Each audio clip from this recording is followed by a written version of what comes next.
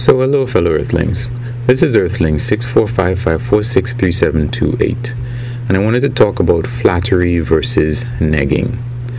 Andrew Schultz, comedian, was on comedian Whitney Cummings' podcast, and he happened to be talking about the fact that he'd read The Game, which was about pickup artists, and he had heard about negging, which was, according to his understanding, basically trying, kind of like verbal abuse, to break down a girl's self-confidence in order to be able to get with the girl. And my understanding of negging is nothing like that. I think he read the whole book, and I think he maybe misinterpreted or misunderstood something. For one thing, you're never going to be negging someone who is not a 10. And by a 10, I mean somebody who is so unbelievably attractive that they're constantly bombarded and people are constantly making passes at them and asking them out all of the time.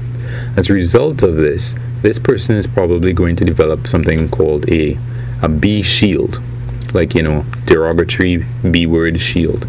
And it means that, for example, I remember seeing this in Charlene's Angels, where Lucy Liu, she and her girls are just hanging around, I think, and then they have to go into action. Now, when they're about to go into action, this guy is coming up to Lucy Liu because she is hot. And before he even can say a word, she goes, no. And she puts her hand to her lips, meaning she doesn't even want him to even try to tell her anything. And that is what negging is supposed to be trying to counteract. Somebody who is so inured and so desensitized by the amount of attention they receive that you're trying to get past that to be able to talk to them like a normal human being. Negging is not something that you're supposed to be using to destroy somebody's self-confidence to the point where, for example, this is a neg. Oh, you have such fantastic hair. Is it real? Now, if you're doing that, at least from the sources that I've gotten info from, with somebody who is not a 10, they're not going to want to be around you necessarily, because again, this is in the realm of verbal abuse of sorts.